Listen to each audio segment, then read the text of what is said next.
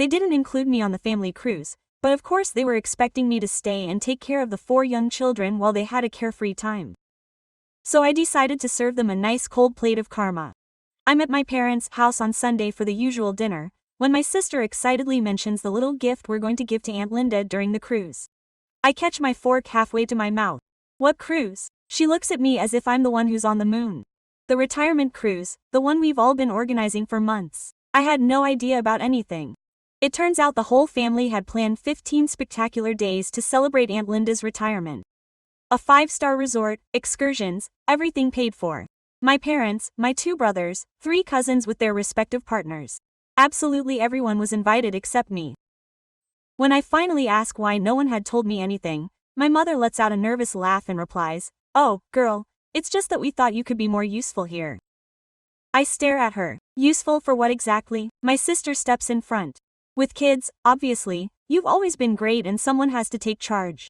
I paint the picture. Between my sister and 2 cousins, there are 4 kids under the age of 4. A 3-year-old who still wets his pants, twin girls who are experts in coordinated messes, and a 12-month-old who cries if you leave her alone for half a second. They didn't even consult me if I could or wanted to. They just assumed I would be their free babysitter for 2 whole weeks. I look at my dad, waiting for him to say something. Suddenly, mashed potatoes become the most interesting thing in the world to him. My sister is still there. Besides, you don't have kids or major commitments, and since you work from home, it's ideal. That's when it really hits home for me. I'm 30 into them. I'm not an adult with a life of my own. I'm the emergency babysitter, the cheap solution, the one who doesn't even deserve to be invited. My mom tries to fix it. "Honey, you get the idea. The trip is really expensive, and we knew you'd want to help the family." Something inside me breaks, but instead of exploding, I smile sweetly and say, "Of course, count me in." Everyone breathes a sigh of relief. My sister even hugs me and tells me I'm the best. I get home, turn on my laptop, and discover that there are still seats available on that same cruise. Expensive, yes, but I've been saving for years because unlike them, I know how to manage my money. I book on the spot. Then I call Aunt Linda, with whom I've always had a special relationship. She was the one who paid for my college when my parents told me to find my own way. I tell her the whole secret plan, that they left me out, that they saw me as an automatic babysitter, that they didn't even invite me to their own retirement party. She's quiet for almost a minute and then says, "What a bunch of idiots." And she adds that she'll take care of this. The next day my sister texts me, "What time should I drop the kids off so we don't get delayed?" I reply, "Enjoy your trip, don't worry about anything." And off they go. Yesterday morning I see them from my window loading 4 baby seats into the van, stressed but happy. 2 hours later I'm at the airport with my suitcase. No one, absolutely no one, knows I'm on the same boat until I'm at the dock watching the whole family board. I hang back, let them pass, and then calmly board. That first night I'm having dinner in the main restaurant when my mother appears. She does a complete turn when she sees me. Her face goes from confusion to total shock in a matter of seconds. She opens her mouth, closes it, and opens it again like a fish out of water. "Elena, what are you doing here?" I'm sitting with my glass of red wine in my hand, reading the menu as if it were the most normal thing in the world. "Just like you, celebrating Aunt Linda's retirement." She blinks. She looks toward the door where the others are entering. My sister Carla comes first with one twin in her arms, her husband Marcos with the other. Behind her are my cousins Patricia and Sophia with their husbands and children. When Carla sees me, she stops in the middle of the aisle. The waiter almost bumps into her. "Elena." "What?" "Hello, Carla." I smile at her calmly. How small the world is, isn't it? Patricia comes up behind her and also freezes. Sophia bumps into her. It's like a domino in slow motion. Carla finally manages to articulate. "And who's with the kids?" "No one." I answer calmly, because they never asked me to. They just assumed it. The silence falls like lead. Even the children fall silent for a moment. The entire restaurant looks at us. My mother tries to save the situation with her typical fake laugh. "Well, what a pleasant surprise. You were finally able to come. How wonderful. I'm sure Aunt Linda will be delighted." I cut her off. She already knows. In fact, it was her idea. That leaves them speechless again. My father appears at that moment. He had just come from chatting with the captain. Upon seeing me, he stops dead and looks at me with an indecipherable expression. The waiter, visibly uncomfortable with the soap opera in the middle of his dining room, intervenes. I accompany them to their table. He guides them like zombies to the other side of the restaurant, far enough away that they are not together, close enough to see each other's faces. I watch them settle in. Carla tries to seat the twins. One starts to bawl. Marcos doesn't know where to start with a diaper that smells from miles away. Patricia runs after her 3-year-old son who has decided to explore between the tables. Sophia rocks the baby who cries inconsolably. The husbands look at their phones as if that were the solution. My parents try to help, but they only get in the way. My mother quietly scolds Carla. My father tries to distract a child who is completely ignoring him, absolute chaos. Meanwhile, I eat my filet mignon in peace, sip my wine, enjoy each bite without rushing, without shouting, without having to cut food into small pieces or clean up spills. At that moment, my pretty aunt enters, 70 years old, but looks 50. Impeccable gray hair, elegant blue dress, cane more decorative than necessary. She sees me, her face lights up and she crosses the room shouting, "Elena, my girl, come straight to my table." She hugs me tightly, long, seriously, not a glance at the rest of the family. "You look gorgeous," I tell her, "and you're free." Which is how it should be. She winks at me. She sits across from me without asking permission. The waiter already brings her champagne because he knows her from other trips. "Have you ordered yet?" He asks. "Steak. Delicious." "Well, me too." She gestures to the waiter, and there we are, the two of us enjoying dinner. While on the other side of the room my family deals with the disaster they brought upon themselves. From the next table I hear Mom scraping her silverware loudly, as if she wants Aunt Linda to take notice. Aunt Linda doesn't even turn her head. Then she takes a sip of her champagne and asks, "What was your mother's face when she saw you show up?" As if a dead person had just popped out of the closet. "Perfect." She laughs. It's a light laugh, but full of satisfaction. "That's exactly what I was looking for, honey." She lowers her voice. "Although the scandal of children covers up everything. Are you sure you're going to do this? It's your retirement party. I don't want to ruin it with family drama." She places her hand on mine. Her fingers are soft but determined. "My love, this celebration is precisely about that. About the truth. About showing everyone who really loves me and who only shows up when there's something to scratch." "What do you mean?" "You'll see." She smiles mysteriously. "I'll make an announcement at lunch tomorrow. For now, let's enjoy dinner." Aunt Linda's main course arrives. We eat and chat about everything except family, her 40 years as a civil engineer, the projects she signed, and the bridges that are still standing thanks to her. "I never got married," she tells me at one point. "I never had children. But I built things that will outlive me. That's a legacy. It's an impressive legacy, Auntie. And you, my girl, are also building yours. Your design studio is growing. Your clients love you. You live however you want." "Thank you, Auntie." "Don't thank me. Just keep being you. Don't let anyone make you feel less than for not taking the usual path." We finish dinner. The waiter brings dessert without us asking for it. Chocolate cake with raspberries. While we try it, Mom tries to catch my eye 3 times. I ignore her all 3 times. Carla approaches the table. When we finish, the twins run to Marcos, who looks like he's about to faint. "Elena, can we talk for a moment? I'm having dessert with Aunt Linda." "They're done eating," she insists. "We're enjoying dessert." I correct myself. Aunt Linda doesn't even look at her. She's still eating her cake as if Carla were transparent. I just want to understand Carla's voice. She sounds on the verge of tears. "How did you get a ticket?" "The cruise was sold out. I booked it 3 months ago." I'm half lying. It was actually 3 weeks, but I'm not going to tell her. "Right when you guys did." "Well, no one told you anything." "Exactly. No one told me anything. So I called Aunt Linda directly, asked her about her retirement plans. She told me about the cruise, asked if I could come and she said yes. That's it." Carla opens her mouth, closes it, opens it again. "And the kids? Who the what?" "Carla, my tone is getting harsh. They're your kids. You'll see. You always took it for granted. You never asked." She stands there, not knowing what to say. Finally, she turns around and goes back to her table. I see her talking to Mom. Mom glares at me. I raise my glass of champagne to them and smile. Aunt Linda lets out a low chuckle. This is going to be fun, watching them, discovering that the world doesn't revolve around them. We finish dessert. Aunt Linda signs the bill. When I try to pay my share, she cuts me off. "It's my party. I'm paying." We leave the restaurant together. At the door, my family tries to contain the chaos. Sophia's baby is bawling. The twins are running in opposite directions. Patricia's baby is kicking and throwing himself on the floor. We walk past, unruffled. Aunt Linda even greets the other passengers. We go up to the upper deck. The night air is cool. The ocean seems endless under the moon. "Tomorrow," Aunt Linda says, "I've booked you the suite with the private balcony that's right next to mine." "What? I already have a cabin. Theirs is 2 floors below. I wanted you to have your space without interruptions." I hug her tightly. This woman understands me more than my own mother. "Thank you." "You're welcome, my love. Now go to sleep. Tomorrow is going to be interesting." I return to my original cabin to get my things. When I open the door, my suitcase is already packed and there's a note. "Your new suite is 702. Enjoy the space." 702 is 3 times bigger. Living room, balcony with private jacuzzi, king-size bed and breathtaking views. I put on my pajamas, open a bottle of wine from the minibar, and step out onto the balcony. The ship rocks gently, the stars shine brighter than ever.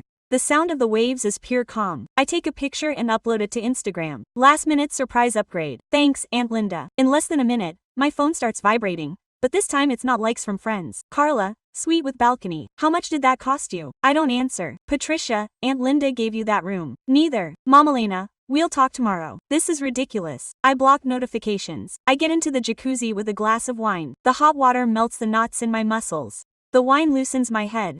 For the first time in years, I don't think about what others need. I don't plan how to fix other people's problems. I'm not being helpful. I'm just being me. And it tastes like Gloria. I wake up at 9 with no alarm, no screaming kids, no knocking on the door asking for favors. The sun streams in through the balcony. I stretch out on the huge bed. The sheets smell clean and luxurious. I take a leisurely shower. I use all the bathroom products, shampoo, conditioner, coconut gel. I dry my hair calmly, put on makeup in front of the giant mirror, put on a white linen dress, comfortable sandals, sunglasses, a beach bag, and I'm ready. The buffet is bursting at the seams. I choose a table by the glass windows. The view of the sea is spectacular. As I wait for my coffee, I watch my family enter. Carla arrives first. Dark circles under her eyes. Her hair is in a sad ponytail. The same clothes as yesterday. The twins are in the double stroller, one with snot up to his chin, the other with a juice stain that takes up half his shirt. Marcos is dragging 2 diaper bags that weigh like dead bodies. He looks like a zombie. Patricia and Diego bring the 3-year-old boy who is screaming for pancakes. Now, Patricia tells him to wait and the kid screams even louder. Sofia holds the baby who has been crying since last night. Javier looks at his phone as if no one else is there. My parents bring up the rear. Mom is exhausted.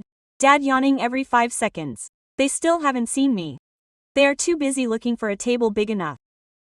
The waiter points them to one in the corner, far from the windows, next to the kitchen door. Perfect. I watch them as they try to organize themselves. Carla takes the twins out of the stroller. One refuses and starts kicking. Marcos tries to help and the other takes the opportunity to spill his glass of milk. Milk all over the floor. The waiter cleans up. Carla apologizes 3 times. Patricia manages to get her son to sit down for 2 seconds. The boy gets off and runs between the tables. Diego chases after him. He bumps into a waiter loaded with plates. It's a miracle they don't fall. Sofia tries to give the baby a bottle. The baby throws it. Formula on the floor. Mom tries to help. Sofia tells him she knows what she's doing. They argue in whispers. Dad looks at his empty plate and doesn't say a word. My coffee arrives. Perfect. I order eggs Benedict with salmon, toast, fresh fruit and natural juice. All delicious. I take out my phone. I take a picture of breakfast. I upload it to Instagram. Starting the day with good energy. Good morning, Cruz. 2 minutes later, Carla finds me. She's trying to give one of the twins some baby food. The boy spits it out and the baby food falls on her blouse. She looks at me. I smile and raise my cup as if toasting. Her face turns yellow with tomato. I finish breakfast slowly. I leave a good tip and leave the dining room. At the spa reception, I look at the activity board. Undercover yoga at 10, cooking class at 11. Island excursion at 2 p.m. I sign up for the excursion and book a Swedish massage for 5 p.m. The spa smells of essential oils and soothing music plays.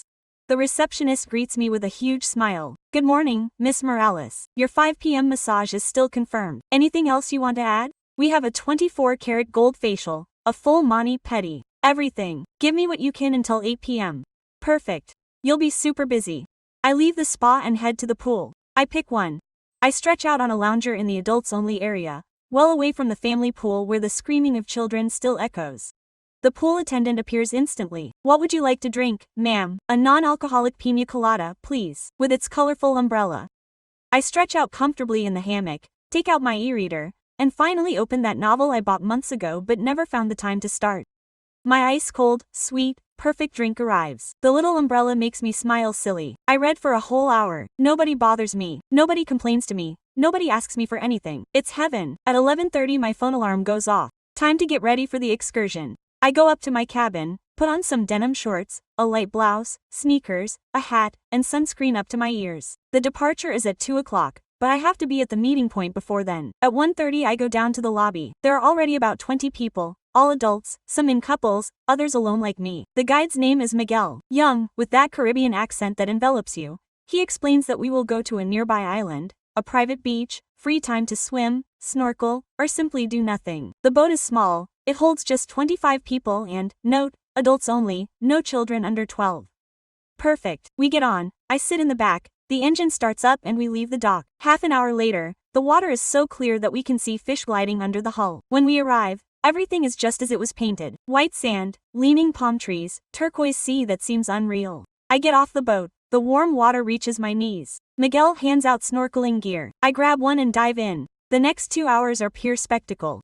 Fish in 1,000 colors, starfish, even a huge turtle that slowly passes by me. When I get out, there's a table with snacks, fresh fruit, sandwiches and ice-cold drinks. I sit under a palm tree with a ham sandwich and lemonade. I take photos of everything: the beach, the sea, the sky, a selfie with my goggles and snorkel on. I upload the upgrade to Instagram. Paradise located. Excursion, trip, beach trip of the day. The signal is weak, but enough to see notifications. Carla has texted me 3 times. Where are you? I need help with the twins. Can you answer? I don't answer. Patricia, I saw your photos. Did you go on an excursion? Why didn't you tell us? I don't answer either. Mom called me twice. I let voicemail go off. We returned to the big boat at 5, just in time for my spa appointment. It's practically empty by then. Most people are having an early dinner or getting ready for the evening. The masseuse Carmen has firm but gentle hands. Some areas have more tension. My shoulders. That's where I store all the stress in the world. The massage lasts 90 minutes. I come out floating. Then the facial. Cold masks. Facial massage. Impeccable pores. Glowing skin. Finally, a manicure and pedicure. I choose a vibrant coral. I sit in the massage chair while they dry my nails.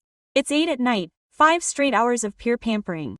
My phone shows 15 new messages, all familiar. I ignore them all. I go up to the cabin, shower again, put on a simple but elegant black dress. Low heels, pearl earrings. The pretty aunt reserved tables just for us at the Italian, the most exclusive restaurant on the ship, the one that requires reservations weeks in advance. I arrive at 9 o'clock. She's already there. Spectacular in a burgundy dress and perfect hair. How pretty you are, honey. You really look amazing, Aunt. We sit down. The waiter brings us the menu. Everything looks incredible. How was your day? She asks me. Perfect. Excursion, snorkeling, spa, 5 hours. I'm in another dimension. I'm so glad. It was just what you needed. How about you? Interesting. I smiled mischievously. Your mother tried to reach me 3 times. Each time I told her I was busy. Carla showed up at my cabin this afternoon asking if I had forbidden you to help with the children. And what did you tell her? That every adult is responsible for their decisions and their children. I can't help but laugh.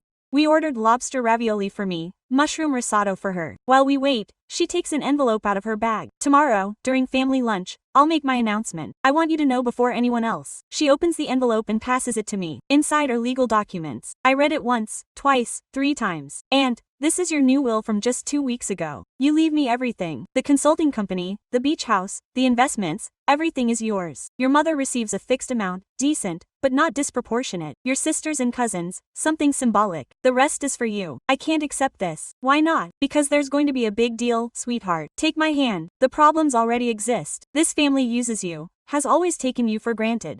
It's time for them to learn that things have consequences. It's a lot of money, Auntie. It's my money and I decide to give it to the one who truly cared about me when there was nothing to gain. My eyes are moist, but I endure it. Thank you. Don't thank me. Just promise me that you'll use it to live the life you choose, not the one others impose on you. I promise. Dinner arrives. We talk about everything except that, about his projects, my plans, the trips he wants to take now that he's retired. When we're done, we walk to our cabins that are next to each other. Get some rest, he tells me. Tomorrow is going to be eventful. Good night, Auntie. I go in, take off my dress, put on my pajamas, I get into bed, my phone vibrates. Carla again. Elena. This is ridiculous. You have to talk to us. For the first time ever, I answer. I don't have to do anything. Enjoy the rest of the cruise. I turn off the phone, close my eyes. Tomorrow comes the truth. And for the first time in a long time, I'm looking forward to the sunrise. Lunch is set for 1. Aunt Linda has reserved the private room, the one normally used for weddings and special events. I dress carefully. White pants, navy blue blouse, medium heels, natural but perfect makeup. I arrive at 12:30. She's already there supervising the table setting.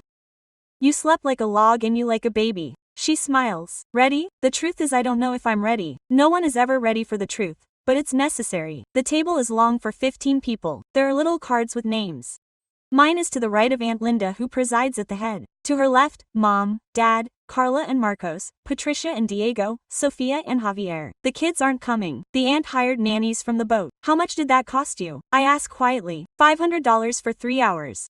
But it's worth every penny, just to have this chat without yelling or diapers. The family starts arriving at 12:50. Mom and Dad enter the private room first, bewildered. Linda, I didn't know you had booked something so special. It's my celebration. She answers calmly. I can do whatever I want. Carla and Marcos arrive. Carla looks at the cards and frowns. Why is Elena sitting next to you? Because she's my guest of honor. The aunt replies without flinching. Patricia and Sofia enter together. the husbands behind them talking about soccer. When everyone has taken their seats, a waiter appears with champagne and pours a glass for each adult. Aunt Linda stands up and raises hers. Thank you for coming to celebrate my retirement. 40 years building bridges, designing structures, leaving a mark. Everyone raises their glasses. They murmur congratulations. But today I don't just want to talk about work. Go on. I want to talk about family. About what it really means to be a family. Mom shifts uncomfortably. Carla and Patricia look at each other. When I planned this cruise 6 months ago, I sent an email to everyone asking, what would you like to do to celebrate? Do you know how many responses I got? Total silence. 3 out of 15 family members. 2 of those 3 responses asked how much money they would get in their inheritance. 1 asked to borrow $1,000. Mom blushes. Patricia stares at her plate. Only 1 person called to ask what I wanted. What would make me happy? What would really mean something to me? Aunt looks at me. Elena called me in February, on a random Tuesday. She asked me how I felt about retirement, if I was excited or scared, what my plans were. She listened to me for 2 hours straight, then called me every week just to see how I was. She never asked for anything. Carla looks at me. There's something strange about her eyes. Linda, try to cut it short. Mom, I'm not finished yet. Aunt raises her hand. When I decided to take this cruise, you all assumed you'd come. No one asked if you could come, you just assumed. Sure, your family, as if that justifies everything. Well, yes, it's normal to assume, says Carla. It's normal to assume and not ask what I want. Aunt interrupts. You know what else is interesting? You all booked your tickets, you all made plans, but no one included Elena. It was a misunderstanding, Mom quickly says. Misunderstanding, Aunt repeats sarcastically. Elena told me exactly what happened. You told her she'd be more useful staying home and taking care of the kids while you went on a family vacation, right? To take care of the little ones you decided to have without consulting me once. Kids are part of the family. Patricia defends herself quickly. The kids are her responsibility, not Elena's. The waiter appears with the appetizers. Caesar salad. No one moves a fork. He does. 3 months ago I updated my will. Aunt Linda announces in a calm voice. My lawyer is on board. He arrived this morning by helicopter. Everyone sits up like springs in their chairs. My consulting business is worth approximately $1,000. The beach house is $800,000. The investments add up to $1.5 billion. In total, $4,300,000. There are gasps around the table. Mom, Aunt Linda says, looking directly at my mother, you will receive $200,000. That is exactly what I loaned you 5 years ago for your business and that you never paid back. It is paid off. My mother opens her mouth but does not make a sound. Carla, Patricia, Sophia, you will each get $10,000. Enough for a nice vacation or an emergency mattress. The 3 of them look at each other, bewildered. They clearly expected much more. Everything else, absolutely everything, will go to Elena. The silence falls like lead. What? Carla is the first to explode. That's not fair. It's not fair. Aunt Linda looks at her without blinking. Do you know how many times Elena visited me in the hospital when I was admitted with pneumonia 2 years ago? 12 times. And you? Not once. We were busy. Patricia begins. Everyone is busy. Aunt Linda interrupts her. But Elena always made time. Elena always made time. But Linda, my mother tries. Still stunned. Elena doesn't have a partner. She doesn't have children. She doesn't need that much money. Exactly. Aunt Linda answers calmly. She doesn't need it, but she deserves it. This is absurd. Carla stands up abruptly. It's clear that Elena has manipulated you. Sit down. Aunt Linda's voice sounds like a whiplash. No one manipulates me. I made this decision with full mental capacity. 2 psychiatrists have certified it. Carla slumps back into her chair and there's something else you should know. Aunt Linda continues as she takes a thick folder from her bag and places it on the center of the table. Elena told me about the plan they had, that she would watch all the kids for 2 whole weeks while you guys went away, assuming she was available without even asking. It was just a family favor.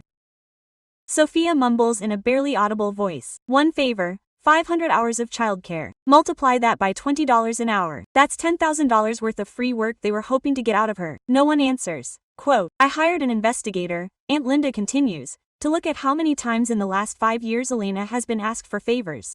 Babysitting, money loans, moving help, emotional support. She opens the folder. The list is endless. 237 times. Elena said yes all 237 times. And do you know how many times you've been there for her when she needed something? Silence. 3. Just 3 times. My mother's eyes are full of tears, but she doesn't say anything. This family has used Elena like she's an infinite resource. They've taken her for granted. They assumed I would always be available and now they are upset that I have finally set boundaries. Aunt Linda leans back in her chair, slowly sipping her champagne. The will is signed and notarized. They can try to contest it, but they will lose. My lawyers have made sure it is bulletproof. No one touches the food. The waiter comes over worriedly to ask if there is anything wrong with the salad. Aunt Linda smiles at him sweetly. Everything is perfect, thank you. Then he looks at me and says, Elena, do you want to tell them the rest? I stand up, my legs shaking a little, but my voice is steady. I resign from my position as a free family nanny, an interest-free ATM, and a 24-hour psychologist. From now on, my time is charged. Quote, this is ridiculous, Carla exclaims. I don't answer her. It's self-respect. I mean, something I should have demanded many years ago. I sit down. Aunt Linda places her hand on mine. Now, she says, looking at the others, we can enjoy lunch in peace or you can leave. It's up to you. One by one, they get up and leave. My mother is the last one. Before she goes through the door, she looks at me. Are you really going to do this? It's done. Mom. She leaves without saying anything else. Aunt Linda and I are left alone in the living room. The waiter brings the main course as if an earthquake hadn't just happened. How are you feeling? Aunt Linda asks me. She smiles because this, honey, is just the beginning. For the next 2 days, I avoid my family with surgical precision. The cruise ship is huge and I know exactly where not to be. When they go to the buffet, I go to the Japanese restaurant. When they're in the children's pool, I'm at the spa. When they're doing activities with the kids, I stay in my suite or go on adults-only excursions. Aunt Linda does exactly the same. We meet for breakfast in her suite. We dine at exclusive restaurants and chat on her private balcony until the early hours. On the third day, at 7 a.m., my father knocks on my door. He comes alone, looking exhausted. Can I come in? I let him in. I don't offer him coffee or a seat. I stand there waiting. Your mother is devastated, Elena. This is tearing the family apart. No, Dad. This is just exposing what family has always been. He rubs his face with his hands. You have to understand our point of view. Whose point of view? The one that says it's okay to use a daughter as long as it's me. We weren't using you. I open my laptop and show him the document I prepared. This is the list of all the times you, only you, have asked me for help in the last 5 years. I start reading aloud as he stares at the screen, his face draining of color. November 2019. I babysat the twins for 3 days in a row for your anniversary. December 2019. You asked me for $5,000 to fix the car. You never paid me back. February 2020. I helped Carla move for a whole weekend. March 2021. I covered Mom's shift at the store because she wanted to go to the spa. I lost an important client because of it. June 2022. I organized and paid for Patricia's birthday party out of my own pocket. $2,000 that no one returned to me. September 2023. I babysat all 4 of you for a whole week so you all could go on a couples retreat. I close the laptop. And that's just you, Dad. It doesn't include what Mom, Carla, Patricia, and Sophia asked for. He plops down on the couch without asking. We didn't realize. They didn't want to notice. We thought you liked helping. I liked feeling useful. It's not the same. He looks down at his hands. What do you want us to do now? Nothing. I don't want anything from you anymore. That's not fair. You know what's not fair, Dad? That my own family organized a 2-week cruise, completely excluded me, and assumed I would take care of all the kids for free, that they would treat me like domestic help for years. Are you acting like a child? No, Dad. I'm acting like a woman who finally values herself. She gets up, walks to the door, and pauses for a second. Aunt Linda is wrong about you. She's not righting years of mistakes you guys made with me. She leaves without saying goodbye. 2 hours later, Carla shows up. She knocks insistently. I open the door because I know she won't stop. We need to talk, she says, holding one of the twins. The baby cries inconsolably. No, Carla. What's wrong with you? I'm your sister. You're your sister when you need me. The rest of the time I don't even exist. That's not true. When was the last time you called me just to check on me? She thinks for too long. Exactly. You don't even remember because you never did. The twin is still crying. Carla swings him around unsuccessfully. Can you pick him up for a moment? I need to go to the bathroom. No, but it's only for 5 minutes. For years you asked me for just 5 minutes that turned into hours and days. She doesn't leave crying with the baby in her arms anymore. I close the door. My hands are shaking. Saying no is still hard after so many years of saying yes. The phone rings. It's Aunt Linda. How are you? Brave, tired. Dad and Carla came. And what did they want? For me to understand their perspective and hold the baby while Carla went to the bathroom. And you? I told them no. There's a warm silence on the other end of the line. I can feel her smile. Each no is another brick in your new life. It hurts now, but later it will be your strength. That night my mother shows up unannounced. She uses a master key that Aunt Linda had apparently given her just in case. I get out of the shower and find her sitting on the couch in my suite. What are you doing here? We're family, Elena. This needs to be fixed. I adjust my robe better. There's nothing to fix. You're destroying 30 years of family on a whim. It's not a whim, Mom. It's a decision. Aunt Lena is messing with your head. Your head. She's not supporting me in a decision I should have made a long time ago. Mom stands up abruptly. You've always been the difficult one. Complicated or the only one who finally said, "That's enough." Carla is devastated. The twins ask about you all the time. The twins are 3 years old. They don't even know my full name. That's hard. It's true. The last time I babysat them, one called me Aunt Nana for 2 hours straight.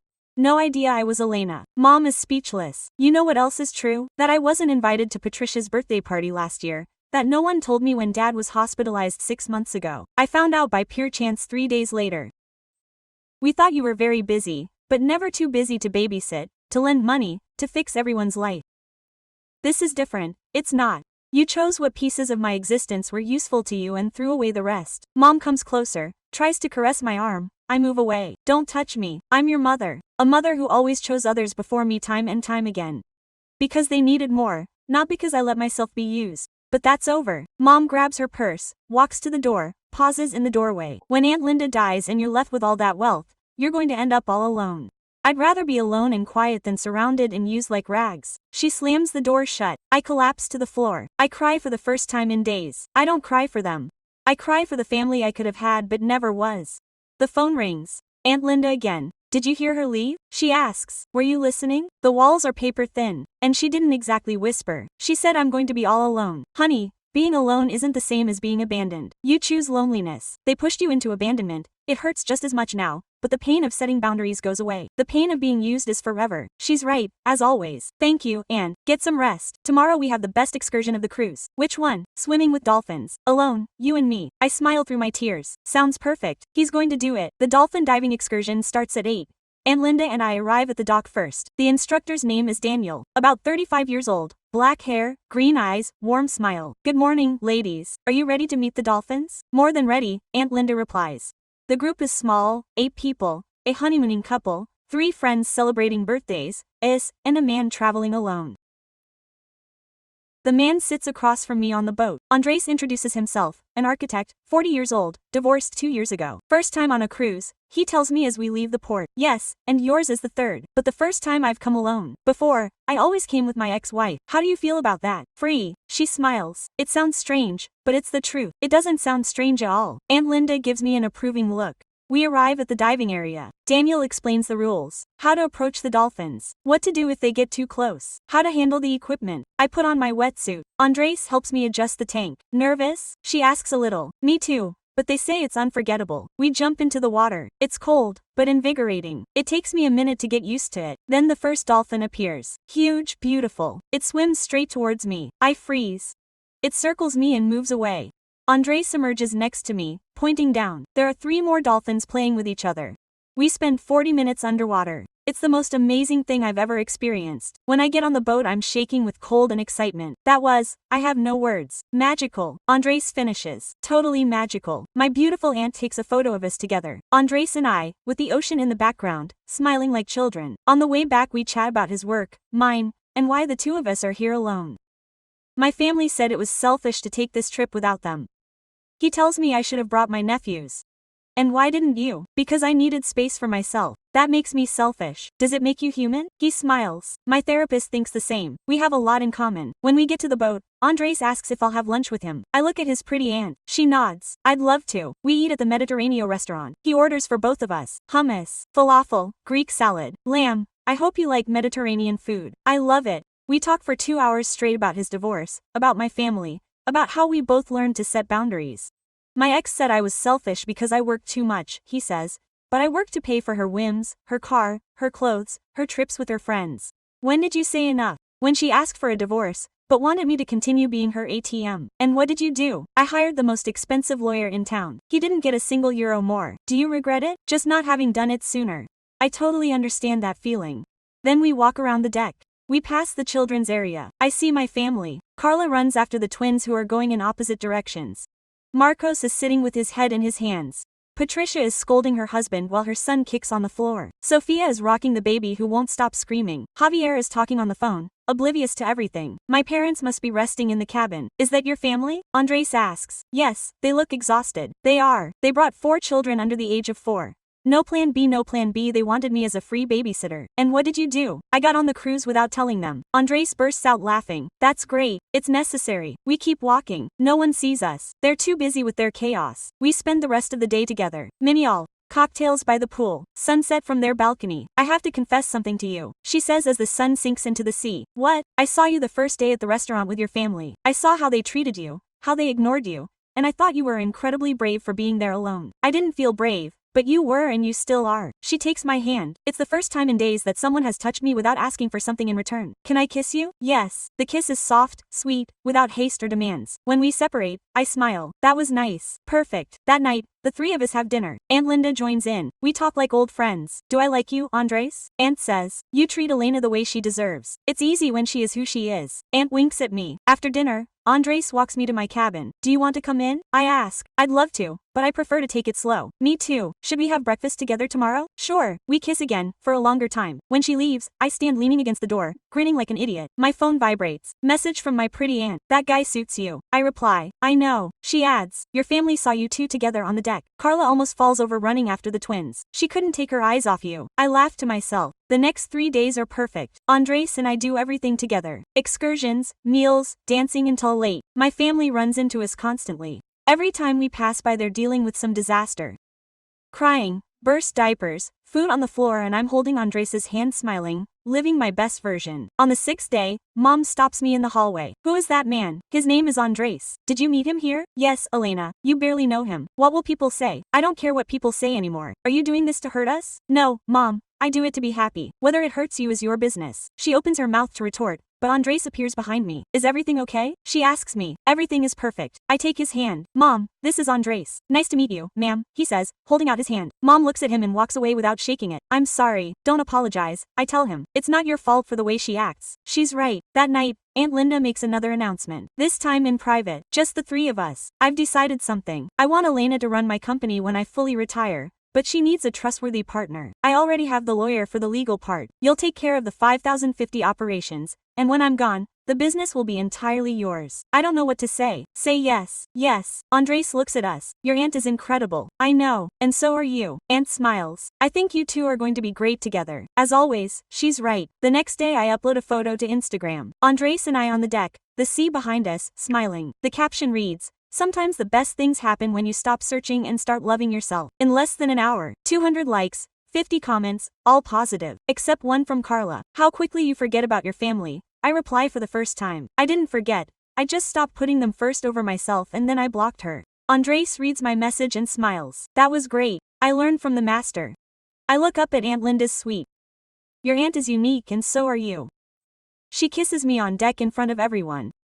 Just as my family walks by, I don't care. For the first time in 30 years I feel absolutely free. The last day of the cruise arrives quickly. I wake up in my cabin. The suitcases are already closed. The balcony is empty. No trace of my things. Andres and I have breakfast together for the last time. Aunt Linda appears later, ready to return to reality. She asks. No. I answer honestly. Everything is simpler here. Reality can also be simple if you defend your boundaries, she says. And she's absolutely right. We have to be in the main lobby at 10 to get off the boat. I arrive with my bags. Andres walks to my left, Aunt Linda to my right. My family is already there. Carla looks like a zombie. The twins run around like crazy. Marcos tries to control him without success. Patricia has a giant stain on her shirt. Her son is lying on the floor kicking. Diego is on the phone and ignoring everything. Sophia is holding the baby who won't stop crying. Javier is wearing headphones. My parents are sitting slumped on a couch with looks of total exhaustion. Mom sees me first. She gets up and comes towards me. Elena, we have to talk before you go. There's nothing to talk about. Just 5 minutes, please. I look at Andres. He nods. I'll be here. I follow Mom to a secluded corner. Dad joins us. These have been the worst days of our lives. She begins with a shaky voice. I feel sorry for you. No, you don't. You enjoyed it. Watching us suffer. I didn't enjoy her suffering. I enjoyed my freedom. Those are two different things. Dad intervenes. Elena, we understand that you were angry, but you went too far. I went too far. In which part? The one where I finally respected myself or the one where you had to take care of your own children for once? We are family, Mom says. Family helps and respects each other and you never respected me. That's not true. Oh, no. When was my last birthday? Mom hesitates. She thinks for too long. March 15th, 5 months ago. No one called me. No one congratulated me. But when Carla's was, 3 weeks later they organized a huge party. Dad, look down. Do you know when I got promoted at work? A year ago. I told you. No one said a word. But when Patricia closed a new client 6 months ago, everyone applauded her. Elena, try it, Mom. No, that's enough. 30 years of waiting for them to see me, to value me, to stop treat me like a free resource, and it never happened. We can change, Dad says. Maybe, but I've already changed and I'm not going back. Mom cries. So, we're not family anymore. We're blood relatives. But that doesn't give them free reign into my life. What does that mean? That if they want to see me, they let me know ahead of time. They don't show up unexpectedly. They don't assume I'm available. That's absurd, Mom says. That's respect. Something they should have taught me decades ago. Dad takes Mom's hand. If we accept your conditions, we could have some kind of relationship eventually. Maybe, but it will be on my terms. And Carla, Patricia, and Sophia will decide on their own. Just like me. Mom wipes away her tears. Aunt Linda put weird ideas in your head. She didn't give me permission to value myself. I gave it to myself. The announcement of the disembarkation sounds. I have to go. Elena, wait. Mom grabs my arm. Are you really going to end up like this? This isn't over. It's just starting differently. I gently let go and go back to Andres and Aunt Linda. Is everything okay? He asks. Better than ever. We get off the boat. The port is a chaos of suitcases, taxis, and hugs. My pretty aunt squeezes me tightly. See you in 2 weeks at the office. I'll be there. And you, Andres, take good care of her with my life. We share a taxi to the airport. Our flights leave 2 hours apart. When will we see each other? She asks while we wait. This weekend, either you come or I go. I'm going. I want to get to know your world. My world is simple. Small apartment. I work from home. Nothing fancy. You're there. That's enough. We kiss for a long time at the boarding gate. See you in 3 days, she says. 3 days. The flight back is quiet. I read. I sleep. I think. When I land I have 15 messages, 10 from my family. I ignore them. 5 from friends asking how the trip was. I reply unforgettable. I'll tell them everything. I get home. Everything is just as I left it. Clean, tidy, mine. I shower, put on my pajamas, order Chinese food, and sit on the couch with the cardboard and the laptop. 3 new projects await me. Good projects, well paid. The phone rings. Carla, I'm answering for the first time in 2 weeks. What do you need? I need to apologize. I wasn't expecting this. I hear you. You're right. We used you. I used you and I'm truly sorry. What changed your mind these days? Taking care of my children alone, without being able to call you whenever I wanted. It was enlightening. Enlightening how much I depended on you. How much I took for granted that you would be there. When you weren't there, everything fell apart. Carla, I'm not asking you to go back to the way things were before. I just wanted you to know that I understand and that I'm sorry. Thank you for saying it. We can try to be real sisters, not just when I need something. We can try, but it will take time. I have all the time in the world. I hang up. It's not a total reconciliation, but it's a start. The next few days are serene. I work hard and sleep soundly. Andres arrives on Friday. I pick him up at the airport.